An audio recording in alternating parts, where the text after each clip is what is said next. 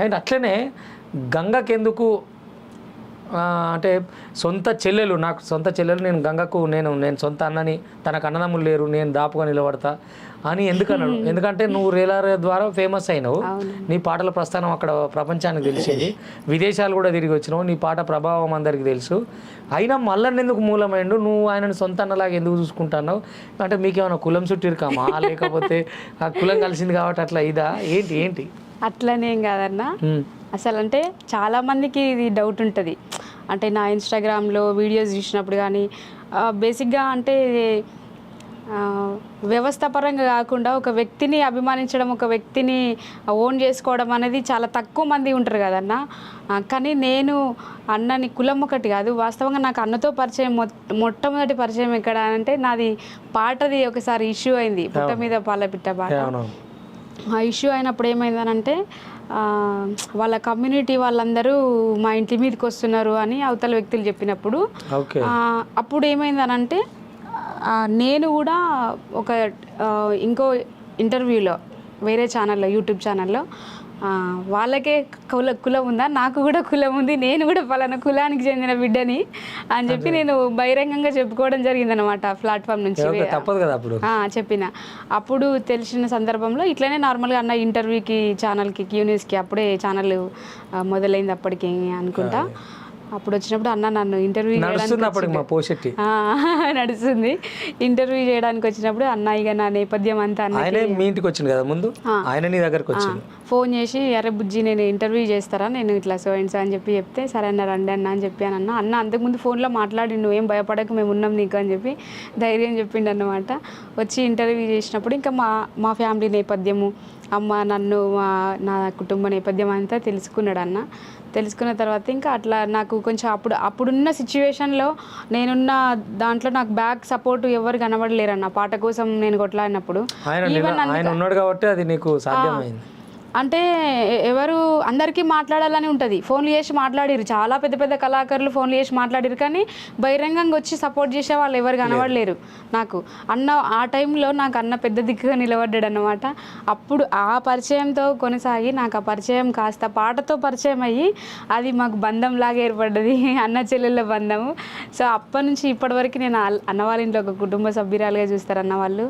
ఏ పండగ అయినా ఏ పబ్బమైనా కానీ అది నిన్నే కాదు, ఇప్పుడు నేను కూడా. అయితే దానికంటే ముందు ఏందని అంటే అన్న, అప్పుడు పరిచయం కాస్త ఏర్పడి కంటిన్యూగా ఏ ఫంక్షన్స్ ఉన్నా ఏమున్నా కానీ అన్న నన్ను చెల్లెలాగా ఇంటికి పిలుస్తుండే పోతుంటే, కానీ అది కాస్త నాకు ఇంకా ఎక్కువ ఎప్పుడు తెలిసింది అని అంటే ఒక మనుషులతో నీ పరిచయాలు ఏర్పడతాయి అన్న, కామన్గా అవసరం అయిపోయింది అని అంటే కొంత గ్యాప్ వస్తుంది. కానీ ఆ గ్యాప్ రాకుండా కంటిన్యూగా నన్ను వదినే కానీ అన్న కానీ అమ్మ నాన్న కానీ అక్కలు అన్నలు కానీ అందరు కూడా నన్ను బాగా చూసుకునేవాళ్ళు. అది కాస్త ఏమైపోయిందంటే రోజు రోజుకి నాకు సెకండ్ వేవ్లో కోవిడ్ వచ్చిందన్న. కోవిడ్ వచ్చిన సందర్భంలో అసలు అప్పుడు అన్న కనుక లేకపోతే నేను ఈరోజు మళ్ళీ ఇక్కడ ఉండేదాన్ని కాను కావచ్చు. నాకు తెలిసిన మిత్రులు కొంతమంది నాకు చాలా సహాయం చేసిర్రు. దానితో పాటు అన్నకి కోవిడ్ వచ్చిందన్న విషయం 2 రోజులు 3 రోజుల తర్వాత తెలిసింది నేను అడ్మిట్ అయినాక. కానీ ఆ తెలిసిన డే 1 రోజు నుంచి నేను డిశ్చార్జ్ అయ్యే రోజు వరకు కూడా ప్రతిరోజు అన్న వదిన ఇద్దరు నైట్ పిల్లలతోని వీడియో కాల్ మాట్లాడి, నేను వెంటిలేటర్ మీద ఉంటుంటే ఐసీయూలో ఉన్నా, ప్రతిరోజు అన్న వీడియో కాల్ చేసి ఏం కాలేదురా బుజ్జి నీకు ఏమైంది, ఏం కాలేదు, నేను రేపే డిశ్చార్జ్ చేస్తాను విజయభాస్కర్ అన్నతో ఇప్పుడే మాట్లాడా అని చెప్తుండే. అట్లా 15 days చెప్పిండు అన్న, 15 రోజులు చెప్పిండు, 13 రోజులు చెప్పిండు దగ్గర 15 రోజులు నేను వెంటిలేటర్ మీద ఉంటే 10-12 రోజులు ప్రతిరోజు 11-11:30కి 12 గంటలకి వీడియో కాల్ వస్తుండే.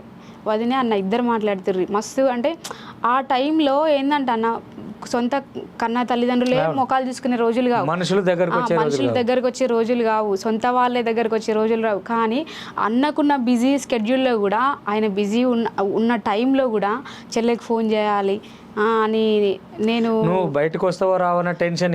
నాకు మా ఆయనకు ఫోన్ చేసి పల్స్ తగ్గుతుంది 50-60కి వచ్చింది, ఆక్సిజన్ లెవెల్స్ పడిపోతున్నాయి అని తెలిసిన సందర్భంలో వాళ్ళు బయట మాట్లాడుకుంటూ ఏం జరుగుతుందో తెలుసుకుంటూ నాకు వీడియో కాల్ చేసి మాట్లాడేవాళ్ళు. అన్న మాట్లాడినప్పుడు ఏంటంటే కొంత పాజిటివ్ వైబ్రేషన్ వేవ్ వస్తుంది కదన్న, ఎవరు వచ్చి చూసే రోజులు కూడా కావు కదన్న అవి. అట్లాంటి టైంలో అసలు ఆ సిచ్యువేషన్లో నేనున్నా కదా, అది ఎప్పటికీ నేను మర్చిపోలేను అన్నకి. ఆ తర్వాత ఏమైందంటే 10 days తర్వాత ఇంటికి వచ్చిన, నేను 15 daysకి ఇంటికి వచ్చిన 10 daysకి మళ్ళీ నాకు బ్లాక్ ఫంగస్ వచ్చింది. అవునవును.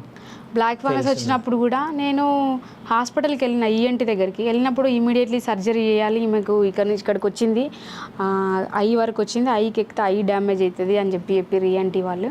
అప్పుడు కూడా నాకు ఎవరు గుర్తుకు రాలేరు రమేష్ అన్న, నిజంగా చెప్తున్నా. అంటే ఇవన్నీ నిజాలు ప్రజలకు తెలియాలి. అసలు మల్లన్న వ్యక్తిత్వం ఎట్లాంటిది, మల్లన్న ఎట్లాంటోడు, పొద్దున్న లేసి ఆయన మీద బురద జల్లే వాళ్ళు ఉంటారు కదా చాలామంది.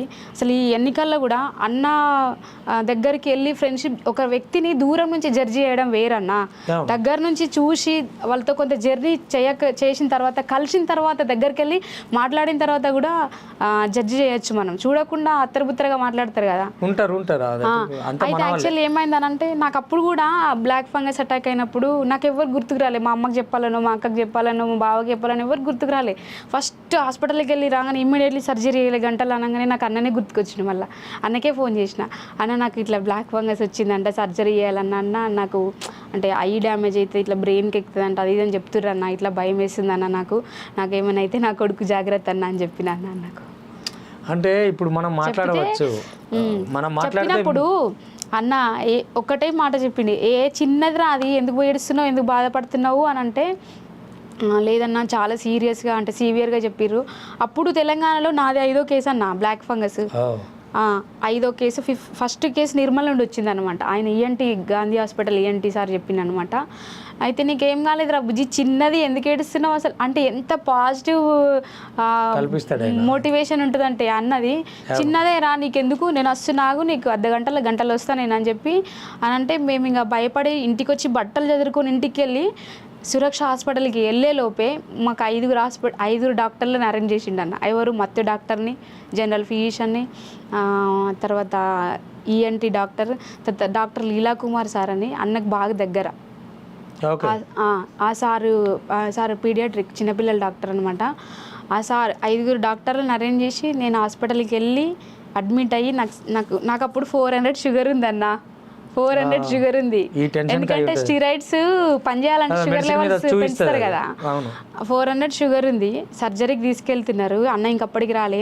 నేను లోపలికి వెళ్ళినాక అన్న వచ్చి నాకు సర్జరీ అయ్యేదాకా, నేను లోపలికి వచ్చి నేను మళ్ళీ బయటికి వెళ్ళి వచ్చేదాకా, సర్జరీ కంప్లీట్ అయ్యి బయటికి వచ్చేదాకా ఉండి, నేను మత్తు దిగినాక నాతో మాట్లాడి వాళ్ళకి చెప్పిండు. ఏం చెప్పింది తెలుసా, 2 రోజులకు 3 రోజులకు డిశ్చార్జ్ చేస్తామని కాదు, మా చెల్లి ఎప్పుడు ఇంటికి పోతే అప్పుడు పంపిర్రి, అన్ని రోజులు ఉంచుకోర్రి అని చెప్పి వాళ్ళకి డాక్టర్లకు అందరికీ హాస్పిటల్ మేనేజ్మెంట్ వాళ్ళకి చెప్పి నాకు బిల్ అంతా అన్న కట్టి పోయిండన్న.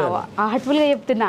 అంటే ఇంత సాయం చేసే గుణం ఉన్న వ్యక్తిని ఇంత నిందిస్తుంటారు కదన్న, అంటే ఒరిజినాలిటీ తెలియాలి కదన్న. ఇప్పుడు మల్లన్న ఎందుకు గంగకి, నేను అన్న నాకు ఇంట్లో ఎవరు చేస్తారన్న, సొంత అన్నదమ్ములు కూడా చేయరన్న. చేస్తేనే మంచోడా లోకం అంతా ఉంటుంది. అదే నేను అదే వస్తున్నా. అంటే ఇంత సహాయం చేసే మనిషి అన్నప్పుడు, మంచి గుణం ఉన్నప్పుడు అందరూ ఇట్లా సోకాల్డ్ చాలా నాకు ఎందుకు దగ్గర అని అడిగినావు కదన్న. ఇదే డౌట్ చాలా వేల మందికి ఉంటుందన్న, ఎందుకు ఇంత అభిమానిస్తుంది గంగ. నేను ఆ సహాయాన్ని మర్చిపోకుండా, నేను ఏమిచ్చినా తీరని రుణం కదన్న మల్లన్నకు. అది నేను నా ఇంట్లో పెద్ద ఫ్రేమ్ చేసి పెట్టుకున్నా అన్నది ఫోటో.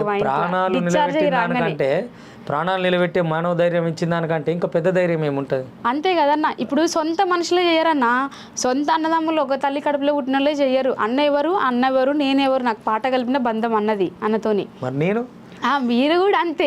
చాలా మంది అలా మల్లన్న గురించి ఒరిజినాలిటీ తెలియకుండా దూరం నుండి చూసి ఒక మనిషిని నిందిస్తారు కదా, చాలా బాధ అనిపిస్తుంది. బాధతో పాటు ఇంకోటి ఏంటంటే సిల్లిగా నవ్వొస్తుంటుంది, అసలు ఏం చూసి మాట్లాడతారు వీళ్ళు అని చెప్పి. నేనే ఒక ఏమంటారు అన్నతోని లబ్ధి పొందిన సహాయం తీసుకున్న ఒక వ్యక్తిగా నేను చాలా గర్వంగా చెప్తాను. అయ్యో నేను ఒక సింగర్ని, నేను ఒక పేరున్న సింగర్ని, నేను ఇట్లా చెప్తే ఏమవుతుందో అట్లా ఇట్లా ఏం ఆలోచించకుండా నేను ఇంత ఓపెన్గా చెప్పుకుంటున్నా కదా, అన్న నుంచి సహాయం పొందిన వ్యక్తిగా నేను చెప్తున్నా కదా.